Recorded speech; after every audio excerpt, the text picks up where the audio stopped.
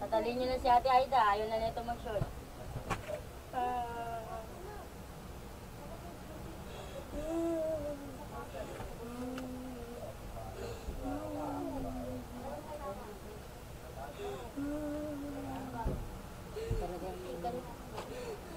Lapit na yun. Lalabas na. Lalabas na. Oo, kasi nga lalabas mo na nga eh. Kaya hindi mo na kaya lalabas na siya. Ganun talaga yun.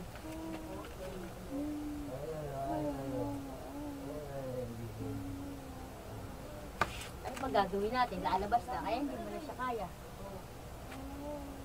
Kung kaya mo pa siya, hindi pa yung lalabas. Sa ospital, ikaw lang mag-isa. Wala kang kasama ron, sila lang bahala sa'yo.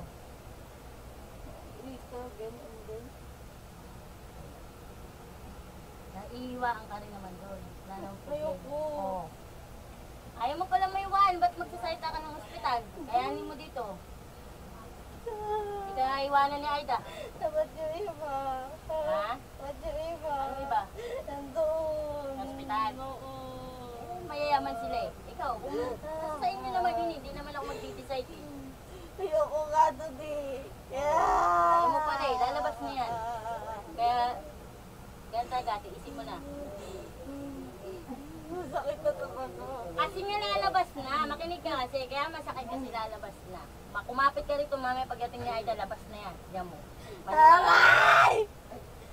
Tapos yung paghihirap mo, eh siya naninigas na siya. Sige rito. Hindi ka nga. Yun talaga yun. Kaya sa susunod, huwag ka na muna magbuntis. Huwag ka na magbuntis. Talaga ha? Nasa mo na. Kaya mo yan. Si Marites nga, 15 anyos, na ilabas niya yung anak niya. Saan siya? Ha? Saan siya dito? Sa bahay, kami ni Aida nagpaanak. Si anyos lang yun. Batang bata, ay sa sayo. Ay, di ba kaya nila? Ako di. Ha? Kapunta na si Aida. Huwag mag-alala.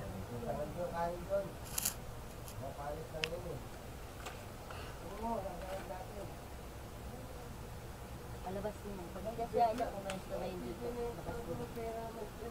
Yan talaga sumiling kasi. Sumiling naman siguro na.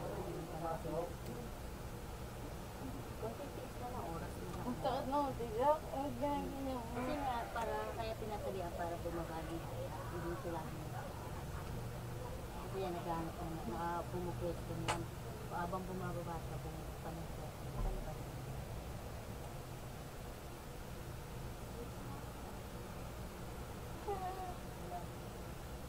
Akala ko ba wala kayong pera para kaya nga tayo na ganito eh. Huwag ka kasi umiyak yan.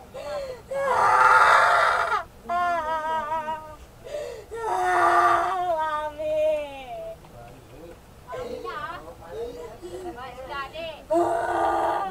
Bilis mo. Sarado mo, may bata. Kasi yung sapin yan dyan, wala man sakit. Dito. Ayusin yung sapin.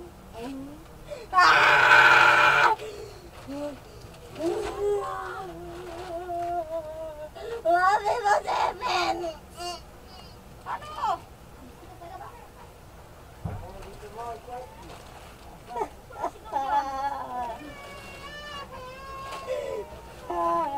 Palalabas mo na nervo yan. Huwag muna. Sabi niyo, Seven pa. Hindi mo nakakaya eh. Hindi mo nakakaya. Gusto mo paabot ko yan ng ano. Alas 7. Para makaraos ka na, makapahinga ka na. Sabi niya, sa hospital na lang daw niya. Pwede ngayon. Sabi ko, walang problema sa atin. Kaya Aida, walang problema yan. Hindi kami magbabayad doon. Yan sabi ko sa'yo. Kaya mo yan, lalabas na. Basta ang kapit mo dyan, yung kanina. Hindi magtutulak yan. Malay, dalita. Ayaw ko. Ano ayaw mo? Sabi mo kayo lang, dalawa. Wala lang. Wala, kami na. Ayaw mo makita yung mali yung puday mo? Kami na. Ba't may gunting? Ayoko. Tanga, napusod dyan. Pusod ng bata yan. Pagkalabas nun, yung pusod nun, gaganon, iipitin agad. Ayaw mong diwaan yung puday mo? Masakit pa lalo. O ba't gusto mo sa ospital? Ayoko. Doon gaganon lang ka ng gaganon. Hanggang itipukin mo hanggang put yan. Lalaslasin yan. Ganyan lang, Ano? ano ba? Gagawin sa akin yun eh. Hindi ko gagawin yon. Ito, papuputokin ko yung panubilin mo. Tapos iipitin yung pusod niya ng bata. Dali lang, sasakit mo eh. Mamaya pag masakit yan, hindi ka mag-alala. Nagpiprito pa lang ako. Sino sabi sa'yo yung kapit mo dito? Yan. Yan siya ang kapit niya kanina eh. Eto na dyan ko. Diyan na. Ayan na, ayan na. Wala na panubigin to. Diyan na. Wala na akong papuputokin.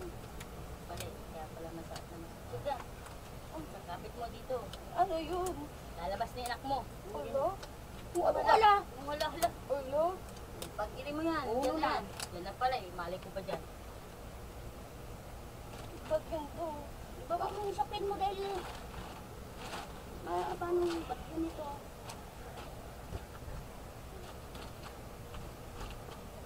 Ready to ire? Apa? Ito marunong. Puki mo. Kanina, iri-iri ka na Kaya dyan. nga, Dito ang kapit para yung iri nasa baba. Tandaan mo yung maigi. parang tumatae ha. Kahit umusog ka rito. Kahit matae ka dyan. Oh, masakit. Masakit talaga yan dahil alam mo naman ang lalabas dito sa kulay mo, ganito kalaki. Isipin mo si Kikay, bata pa yun, yun sa'yo. Kaya niya ba?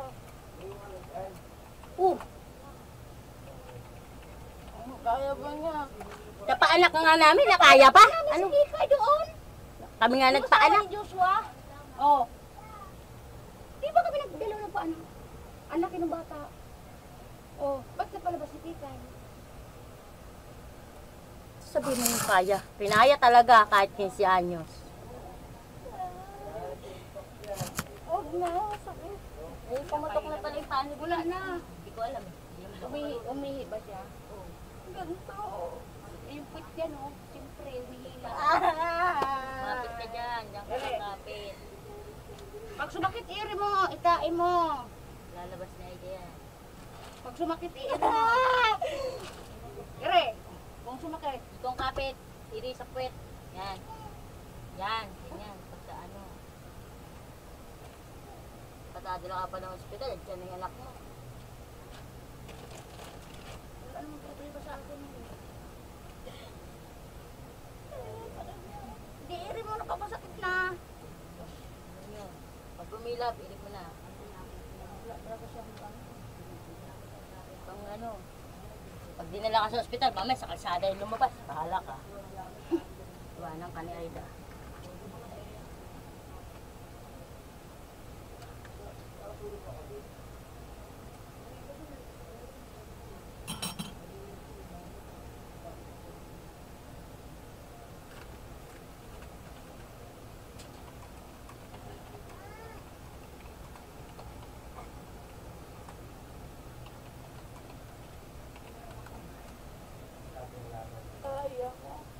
Ayun na yun. O, yan na yan. Yun na yun, natatay ka na eh. Ayun na yun, bata na yun. Pag tinaay mo yun, bata na yun, anak mo na yun. Okay. Oo, tama ka, yun na yun eh, bata na yun eh. Kaya pag tayo mo, bata na yun. Umiri ka sa puwet, yung parang tatae. Wala pa yung battery ko. Madya ka sa akin. Sabi mo, pabilisan yung katulad kanina ang battery. Mas ire sa baba. Parang taing-tae. Huwag kang sumigaw sa akin, ha? Ire. Eto na, sige. Ayan na.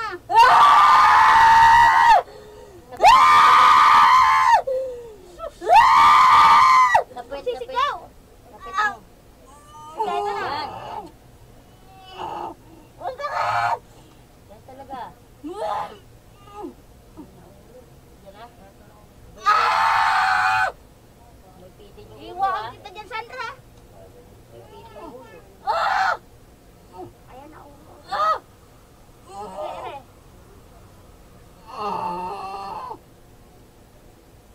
Yan na, ito na yung anak mo. Wala kang papel dyan. Kapit?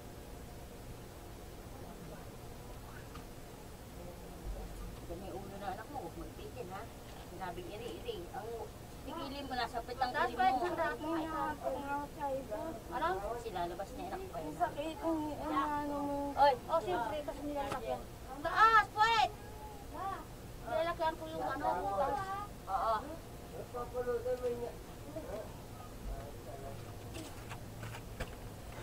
Ang liit.